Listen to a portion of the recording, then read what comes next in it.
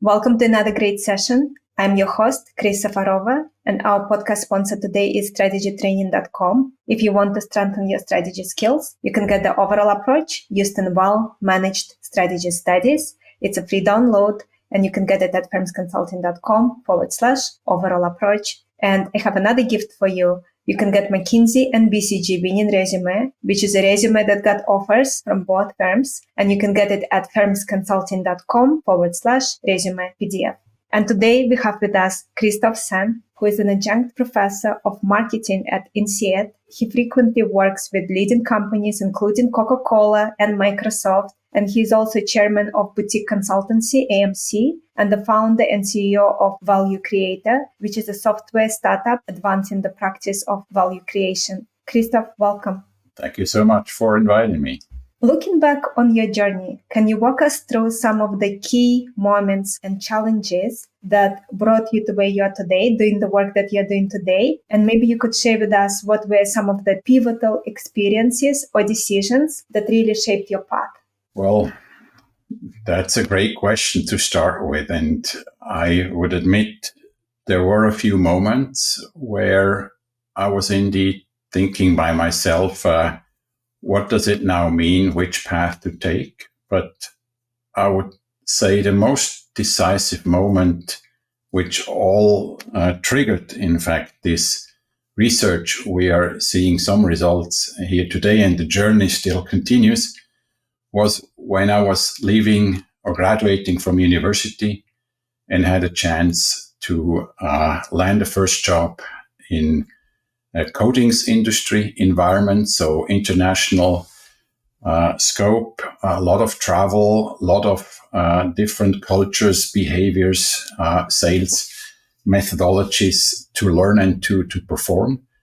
And then I was observing, I would say, quite a classic pattern. Every year, we as a supplier were negotiating really tooth and nail with our customers. And we were fighting to the very last nickel and dime until this repeated then the other year. But there was one sales rep who just seemed to avoid these negotiations. And I was kind of getting curious, what is this gentleman doing differently? And I started to observe his behavior. And then by asking him a few questions, it struck me, what if we could not necessarily replicate this behavior, and cloning would anyway not work, but if we could kind of codify his secrets and make it available also to my sales team, including myself, when I was talking to customers, that could be really beneficial. And so the whole journey started. And of course, there are a few other milestones, but I think observing this special behavior was really a key moment, which started the whole research. Yeah. And if we step a little bit more back, could you maybe share with us how you ended up becoming a professor? Because obviously you had so many other paths to follow, but you became INSEAD professor.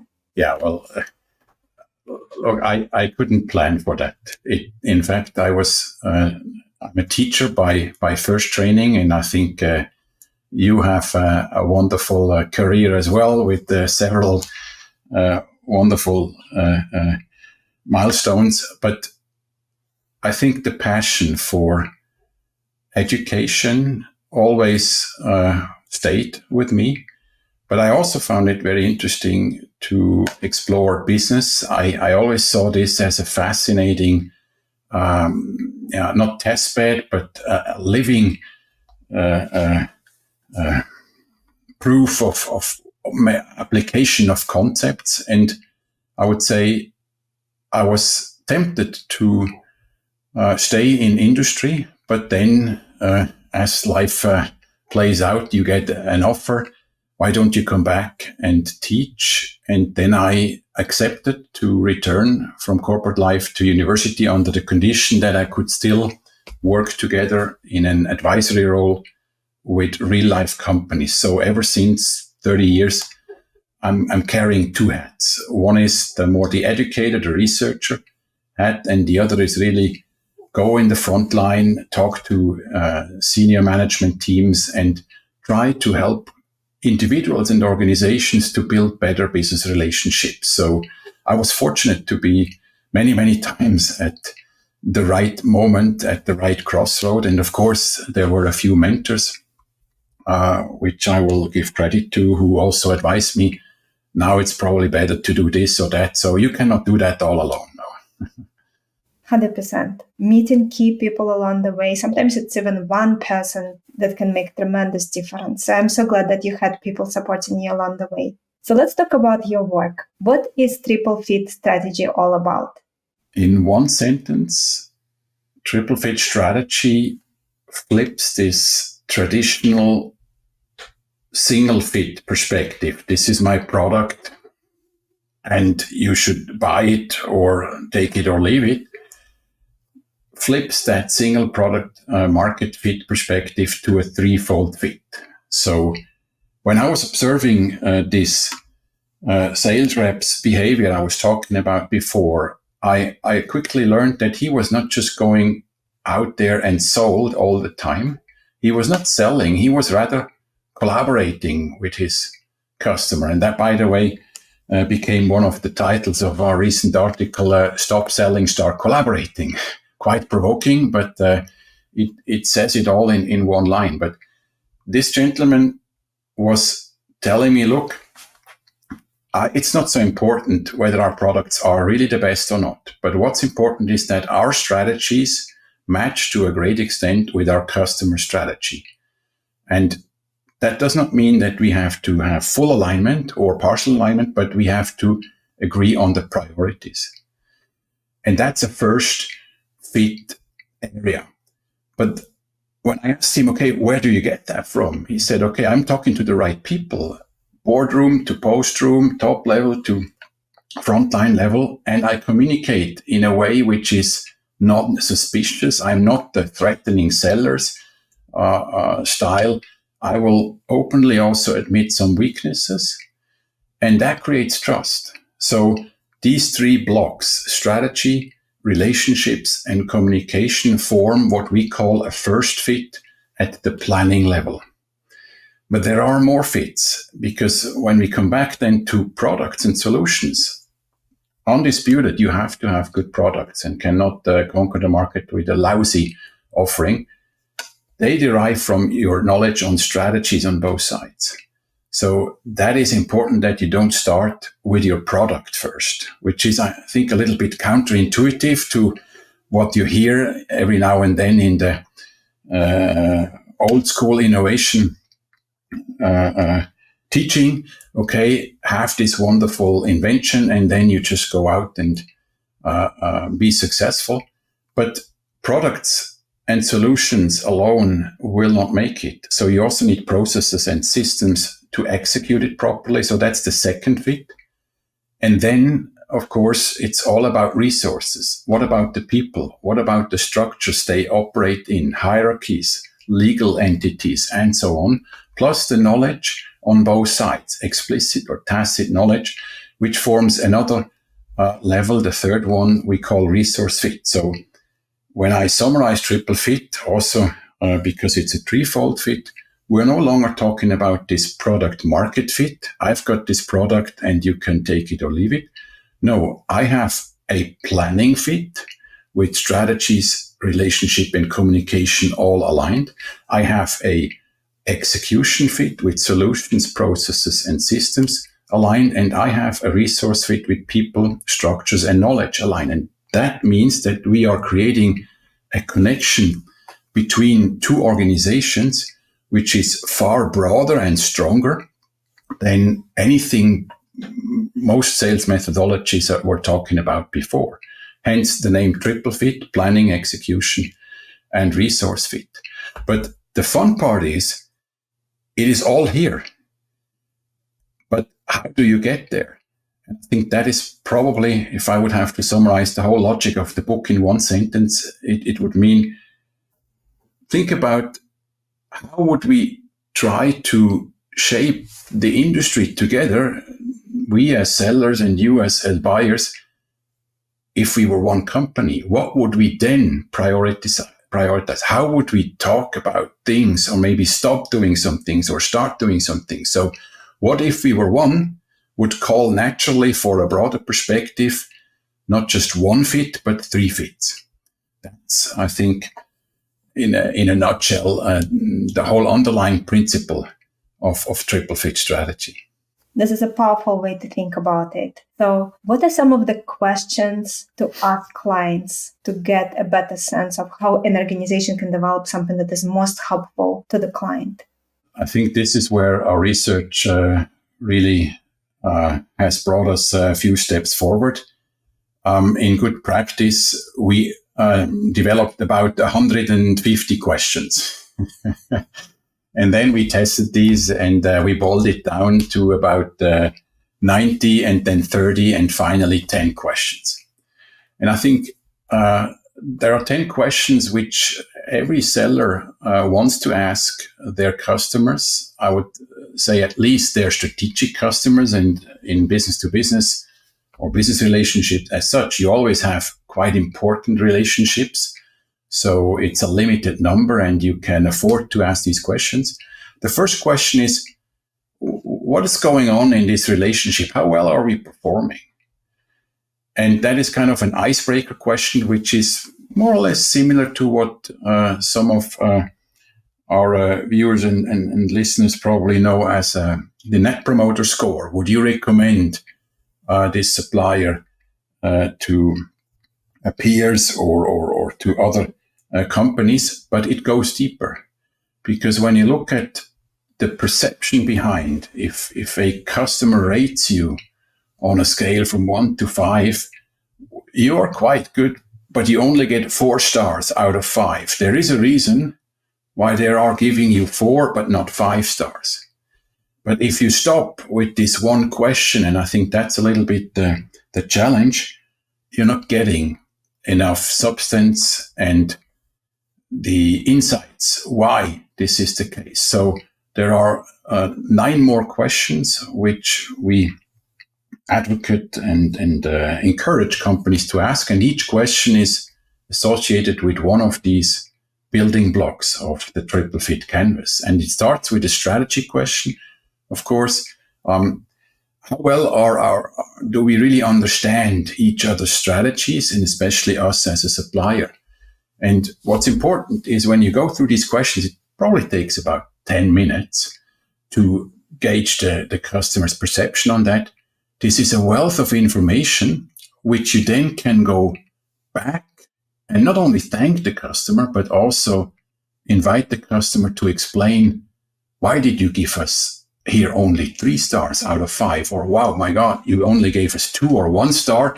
There must be something which we are not doing well enough, especially compared to competition. And that sparks usually a dialogue which is going well beyond the classic product price discussion. So it's no longer a quantity and volume discount. It's really, if we would improve that, we could perhaps create more value than we think, and it's mutually beneficial. So few questions trigger a conversation that is extremely valuable. So it's not rocket science, but it's more a matter of whether you want to do it or not. Christoph, and out of those 10 questions, which top 3 you would use if you could only use 3? I was tempted to say this is an unfair question, but I would not limit it to 3. It is, if I would have to choose just 3 guiding principles, then I would say, okay, at these 3 levels, the planning, the execution, and the resource fit, I would look for how well are we aligned in the planning, how well are we aligned in the execution, and how well are we aligned in the resource allocation. And usually it has a little prefix: realign, reconfigure, and reallocate. Realign the planning, reconfigure the execution, and reallocate the resources, because in most business relationships, something is already going on. But to go deeper, my recommendation is indeed that for each of these 3 levels, you want to ask a few more questions, and let's stay with the 3. Then we are, in fact, with the 3x3 matrix. So it's not complicated or complex. It's just a holistic view. And I would compare what we have built in form of this triple fit canvas as a tool for business leaders and sales professionals. I would compare it to the dashboard of a car or an aircraft. You will not fly your aircraft just on the heading or the speed. You also want to check the altitude. You want to check your fuel. You want to check your radio contact and the weather and so on. So you need a few instruments to make sure that the whole trip is safe and smooth. And that's the same with business relationships. So there is a minimum number of elements you have to have on your radar in order to run a business relationship. So I hope you can accept that extension of the number of questions. Of course. Thank you so much. So when you started applying this in working with clients, what surprised you? Oh, there were quite a number of surprises. First surprise was most of the time the feedback was, wow, I didn't think that it would really give me so much information and open up also at the customer side the willingness to consider new ideas, new ways of working together. That's kind of the standard, the default experience, which of course came rather as a pleasant surprise. Another surprise was, and I'm doing this always with great pleasure and enthusiasm, when I am called to facilitate the discussion between a supplier and a customer. Usually at some point, it really gets to a deep dive where the customer says, hold on, and openly addresses their surprise that the supplier comes up with a more honest approach than they were expecting. And more than once I heard, hey guys, you are sellers. You shouldn't tell us all your weaknesses. You're supposed to lie to us because you shouldn't tell us all that. You should play to your strengths and then we negotiate. But that is trust building, because if you then look at this framework again, which we advocate with this planning, execution, and resource level, then you can use it not only as a diagnostic tool, but also as an action framework. So in the same lens of analysis, 9 building blocks or instruments in the dashboard allow you to really understand what's going on in this relationship, but not only diagnose it, but also develop the actions. How do I go forward? It's a little bit like a man-made GPS for the business relationship. So that's a second surprise. And the third, I think, was when we analyzed the data, because at the beginning we didn't have a lot of cases, but now our database is 10,000 cases and growing. We looked at the patterns. And then, of course, when you apply statistical analysis, you can check for some hypotheses. And one was, the better you do, the better you perform in this triple fit context, the higher your performance should be. And we took the so-called share of wallet as an indicator for business success. So am I the only, the sole supplier or a single source for the customer, or am I just one of many? Am I a vendor among 20 others? And then your share of wallet can be almost 0 or 0, then you have no business, or 100, which is you get all of the customer spending for the products and services you can sell, and anything in between. And we hypothesized a linear relationship, so more is more. And then you have the two axes, X and Y. And on the X-axis, you have the triple fit performance as rated by the customer, and on the y-axis you have the share of wallet, and it would be a linear correlation. The better you do in triple fit, the higher your share of wallet is. To our great surprise, the data was not behaving.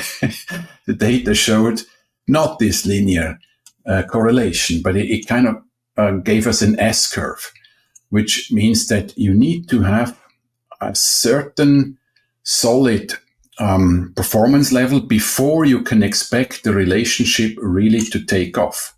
That's not new news to all the experienced sales professionals, but it's a very important insight, which is often forgotten when business leaders come into play.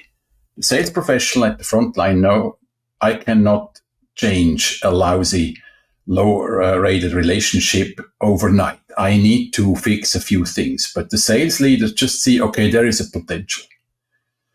And now why don't you do that, Christoph? You're doing such a bad job because the products are good. It's you. No, it's not the sales rep's problem. It's the mindset of the business leader who doesn't understand this S-curve correlation. And that's why we developed this also as a tool for senior leaders to kind of map the portfolio of their customers in this, what we call booster zone grid, where the most interesting zone is where the S-curve takes off. And there is, of course, then where the rubber hits the road, where sales leaders should also then say, these are the accounts where we invest in. And it also puts an obligation on the frontline teams who need to come back and say, okay, we've got this investment proposal with a little bit of performance. We're creating a 2x or a 3x growth for the right accounts. And the last, I would also say, more pleasant side effect was that we started seeing this also as an early warning system, because there are relationships where you have a wonderful high share of wallet, but the triple fit ratings are low, which means nothing else. This relationship is in danger. And your strategy is not just go on and be successful and hope for the best. No, you have to protect it and turn it around. So in fact, we're working at two levels. And that is what I think was also a little bit a surprise. What we started with as a simple framework for analysis and action at the single relationship level turned more and more into a strategy supporting tool, which is also important when you look at how companies execute their strategy, because it all boils down to another question. How valid is your strategy? Is it a customer validated approach, or is it just the obvious assumptions from a product and a geography perspective? The one dimension which is missing is the customer. So triple fit strategy also brings the customer into the game and kind of helps companies to also consider the customer guidance in a completely new way. I hope this gives a little bit an idea of all the surprises we had. And of course, there were a few more. Thank you so much for sharing. So for companies wanting to make this shift, what is a common first challenge they will face in shifting to this model? And how should leaders listening to us right now address it? It's not one way. It depends a little bit on the situation. Are you talking to an individual sales professional who is charged with running the company's most important customer relationship, for example?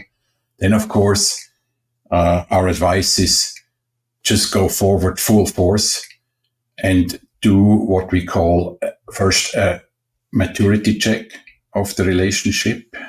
You involve your customer early on and then run what we call 5 process steps of the triple fit process. And you work in 90-day cycles, which means you also have to be patient and allow then the teams on both sides to execute on what we call quick wins. And 3 months is a reasonable time span then to go forward and check again. So it kind of is synchronized with what you would call quarterly business reviews as a decent approach in well-run businesses. If it's a higher order or higher level perspective, I got this number of customers from an industry perspective or a market segment perspective, then of course you want to think about how you can test it. I usually say pilot it and do not go into a full-scale implementation, because you still need people who execute that. This is not a mechanical approach where you can hire a group of smart individuals who will perform an analysis, hand it over to you, and then it's once and done. This is an ongoing journey, which also involves senior leaders. And usually there, I would start with the senior management team. I would ask them a couple of questions related to how they interact with customers. And that's also an interesting chapter in the book, where we run a study with more than 600 business relationships. And we asked the senior leaders, how many times do you see customers? And then, of course, the answers were all over the place and said, okay, I'm seeing customers all the time. What do you mean? And I'm seeing them at trade shows and meet and greet and so, but that's not the quality we were looking for. We then asked their account managers and the customers, and they said, oh, Christoph, never saw him. He kind of must have hidden in the ivory tower in his at his CEO level. So the truth is that you also need the senior leaders, at least one. And that's my advice. You need one person who can really start changing the game and lead by example and become that growth champion we are also talking about in the book, who then creates the favorable conditions for the success also at the single business relationship level. But I would say, just do it. Try it out with a handful of customers or with your one relationship. And then you will gradually see where you can kind of replicate it or scale it up. So rather a focused, prudent approach, not too fast, but of course also not too slow. But step by step is definitely better than a big bang approach, because it really takes time to unlearn also some of these product market fit behavior, which I'm not criticizing it, but we're still observing in many of the existing sales methodologies. It's just more of the same. That's also how I was trained, how my sales force was trained. Features, functions, benefits, value proposition, and here, sign the contract, please. That's no longer how the game is played. Today, it's not this transactional negotiation style. Today, it's all about orchestrating growth. Not that negotiations will go away, but you can use your negotiation skills for discussing more valuable and more growth-oriented topics. That is very true. Could you talk us through how do you perform the relationship maturity check? Sure.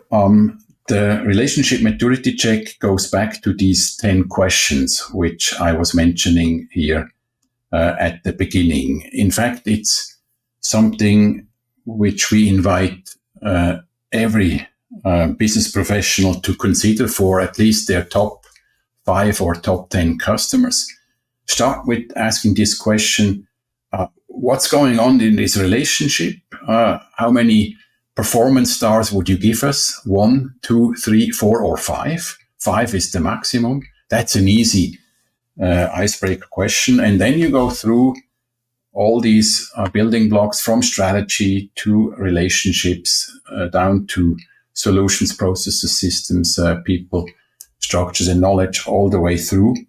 And usually it's a simple procedure. You just invite your customer and say, okay, today I'm not going to talk about my products or the pricing. This is another discussion. But today I would like to hear your opinion on how well we do our job to make you more successful? And these 10 questions help. And I will come back and we will discuss the result.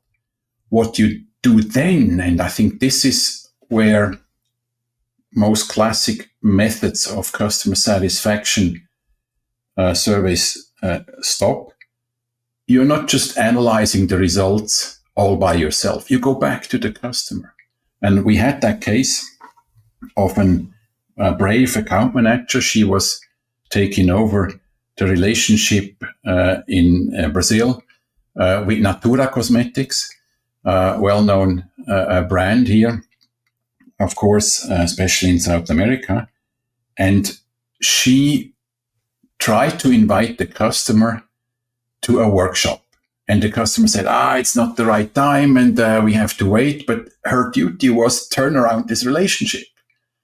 So when we discussed her approach, she had a very smart idea and said, okay, could I replace the workshop where I would bring together my cross-functional team and the customer's cross-functional team? Could I replace this with one-to-one interviews? And I said, sure.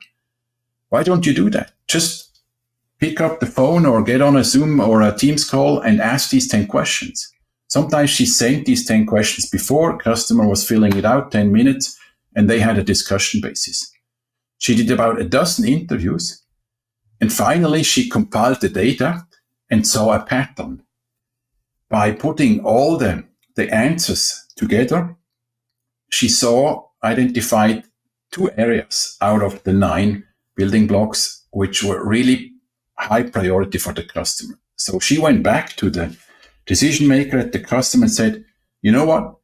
You said it's not time for the workshop, but I think it's time to talk about these 2 topics. Oh, wow. Where did you get that from? Well, that was the essence from the interviews. And with this information and confirmation, the customer agreed to a workshop. And that took off. And I think, if I remember correctly, they identified about 100 million more potential of business for Natura. Not that the supplier was only benefiting, it was then really helping the customer to identify new untapped market potential. Imagine what this means also for your positioning as a supplier. You are becoming the business developer for your customer, and that is far more than I'm just dealing with another supplier. Definitely, you're becoming a partner. Yes, a different relationship. Exactly. Yeah. Mm-hmm. Do you work with B2C companies as well, or only B2B? It's a question how you define B2C. Well, B2B, the customer you are serving is something like Coca-Cola or another business, and you're working with a business. B2C, you're working with individuals. I think it's a twofold answer. First of all, at the beginning, there is B2B to B to B to C in the end. Just a matter of how many steps in the value chain you have. What we usually cover is everything but the very last mile. When you and I go into a Walmart or a Tesco or a Carrefour shop or a 7-Eleven, it's not about us being marketed to and we grab this candy bar over the other or the Oreo cookies instead of Kit Kat or whatever. But we work with all the companies before that steps. So even Coca-Cola. Your Coca-Cola, of course, the Coca-Cola is a little bit the complex organization with the mother company in Atlanta and then the bottling companies and then, of course, the retailers, which serve as a main distribution channel or an important distribution channel. So you have to orchestrate that all. But it's all business to business because we are not buying directly from the bottling company as end consumers. So as Coca-Cola or as the bottler, you want to make sure that your products are prominently placed at the shelves of Walmart or of any other retailer, Costco, just to name a few. So this is all business to business with an idea to go together to market and have the end consumer in focus. And in the book, we also describe the example of the I would say, textbook type relationship between Walmart and Procter & Gamble. P&G is the supplier in that case, and Walmart the customer. And what started as an adversarial relationship turned into a truly collaborative partnership, but it took a long time. It's not to our merits that this happened. This was done by one of my mentors. I have to give credits to Tom Muccio. All that he's a natural talent, and he's really one of these role models who can certainly develop and execute things even without triple fit. But what about all the others? You want to have a certain guidance, a framework. It's also like comparable when you start playing golf. Most people need to take a lesson or two, or have to analyze a certain swing pattern, or just observe how others are doing it, or get some advice. And this is why we have built that framework, just to make the life easier and more successful. But back to the B2B and B2C question. In fact, it's also interesting from a research perspective. More than, I would say, 70 or 80% of any day's transactions are business to business. And that is often what is forgotten also when you teach sales at the university level. It's all about the new marketing concept from Nike or Adidas or Coca-Cola, but B2B is still the dominating force, and it's more B2B than B2C. And I think this is also one of the missions we have, to make sure that B2B gets proper recognition and also can catch up also from a tool and framework perspective. Christoph, and for our listeners who are listening right now and thinking, what kind of common attributes a leader will need to have to successfully implement what you're teaching? And you mentioned earlier there are two levels. There is someone who is managing the customer relationship and someone who is sponsoring customer relationship. What would be your reply? I would stick with this duality. It needs both. It's like in an orchestra, you want to have a conductor. And the conductor is usually that person who brings together multiple roles and functions for a perfect experience. Like you listen to a symphony orchestra. Of course, there are a few solists. Sometimes it's also feeling a little bit like herding casts, working with this prima donna or that talented musician. But the conductor brings it all together, even though she or he doesn't make any sound, right? But you need to have clarity on what will happen when. And that is what we call the orchestrators, those people who are really at the center stage and bringing together the different functions in their company together with the customer. So connecting the two organizations at these three levels: planning, execution, and resource fit. But any orchestra, even led by the most talented conductor, needs favorable conditions. So there is a management, there are sponsors, there are boards, and there are, of course, the investors, and they also have a say. So you need to also make sure that your executive level is on board. And that is where you need these growth champions who certainly have special characteristics. These need to be people who, first of all, are putting the customer at the center stage of all they do. I think they should really live up to the principle how we define customer centricity. It's orchestrating all your company's activities for your target customer success at a profit, which means we're not doing things just because we want them to be run like that. We are listening to the customer and we are doing what we can, not to say yes to every customer request, but we try to partner with the customer in a new way to create favorable conditions for both sides. Of course, this requires a huge level of trust, but that's why these growth champions, as we call them, they work on two dimensions. One is the relationship building. So these people should really also meet and see and frequently engage with customers, but also care about the business. So they should also help every now and then to secure a deal. So it's not just one or the other role. If you just perform the relationship part, you're kind of more a social visitor, which is completely neglecting, in the worst case, the business side. You just do the pleasant stuff, the wine and dine task. On the other hand, you can also act as a deal maker. I just come in when I sign the contract or need to turn around the relationship. That's a pure deal maker behavior. And I couldn't care less about the relationship. I'm in and out. That is also not what customers expect. So they expect performance on both dimensions. So growth champions are equally important as these orchestrators. And maybe back to the orchestrators for one more thing. It really matters how you define your role. Am I just a vendor who is trained in a product or service approach, and I go out and never take no for an answer? Fine. Then you create 1x value because you're good at your job and you do it well enough that every now and then a customer buys it, but they also happily switch to another attractive vendor anytime.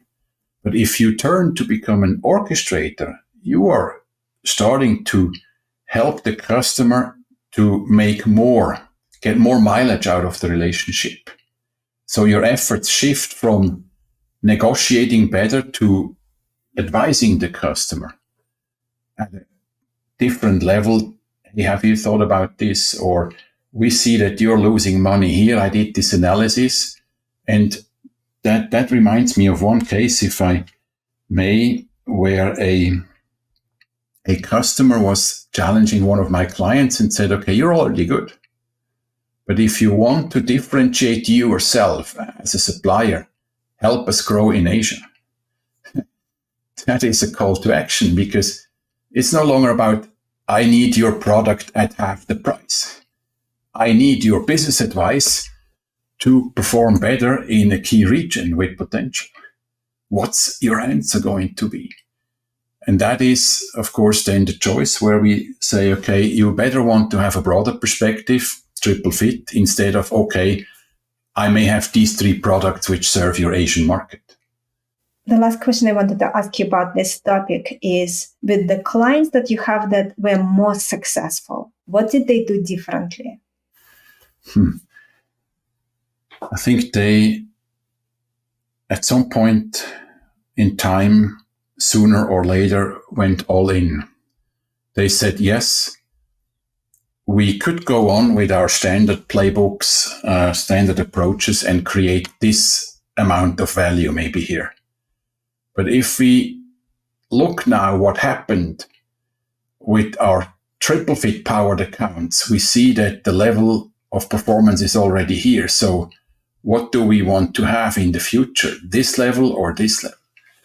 And all in means that they would decide about a new standard, how they design and execute and maintain their business relationships, and then also constantly monitor and reinvent these and create the favorable conditions and invest, of course. And we were fortunate, of course, to have companies doing the performance analysis for us. It's not us then running the data, but the customers, because we always advise, you don't have to do triple fit for all your accounts. Select a random number, and then we call these the triple fit accounts.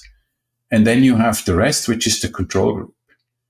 And every 3 months, we check where we are. And once per year, we do a maturity check. And usually over 2-3 years, you see a huge delta. So it's a matter of industry, of course, how big that delta is in financial absolute figures, but percentage-wise, you can easily say in 3 years, you double those accounts where you really go deep and all in. And the last question I wanted to ask for today is the favorite question of mine to ask. And that is, over the last few years, what were 2-3 aha moments, realizations that really changed the way you look at life or the way you look at business? I would say 2 things. First, you cannot plan for everything, but be ready for what life offers you. And sometimes I have to say this is what probably the higher power in heaven is deciding, and not us. That is my essence. And the other is, of course, when I was observing all these brave sales professionals at the front line, I'm always amazed how much outcome is generated, how much results come when people relentlessly pursue that holistic approach and say, okay, I know there is more value and I will not rest until it is unlocked to make my customer successful. So that circles back to that very first example I was giving to you. If you happen to come across such a situation where somebody is really showing an incredibly high performance, don't be shy to ask how they do it. And that's how I could learn and profit a lot, because these people, they will not hold back. They will not keep it as a secret because they know already what they're doing. And I think this is also what keeps me going. There are so many great people out there you can learn from. So the journey never stops. It's fascinating. Christoph, thank you so much. Where can our listeners learn more about you, buy your book, anything you want to share? Of course. If you are interested, then the book is available at any of the book sellers, Amazon, Barnes & Noble, and all the likes in the US or rest of the world. If you want to learn more and also get access to some free tools, visit our website, triplefitstrategy.com. So the same title as the book, triplefitstrategy.com. And of course, if you are interested to have a personal conversation on how you may also want to upskill your team, or maybe run a benchmark study, or get advice how you can validate your corporate strategy, you can find us at valuecreator.com, which is our implementation platform. These are the contact addresses. Thank you. Christoph, thank you so much. I really appreciate you being here and being so generous with sharing your work and your advice. Thank you. It was a pleasure. Our guest today again has been Christoph Senn. Check out his book. It's called Triple Fit Strategy. And our podcast sponsor today is strategytraining.com. If you want to strengthen your strategy skills, you can get the overall approach used in well-managed strategy studies. It's a free download, and you can get it at firmsconsulting.com/overall approach. You can also get McKinsey and BCG Bean resume, which is a resume that got offers from both of those firms. And you can get it at firmsconsulting.com/resume PDF. Thank you again, everyone, for tuning in. And I'm looking forward to connect with you all next time.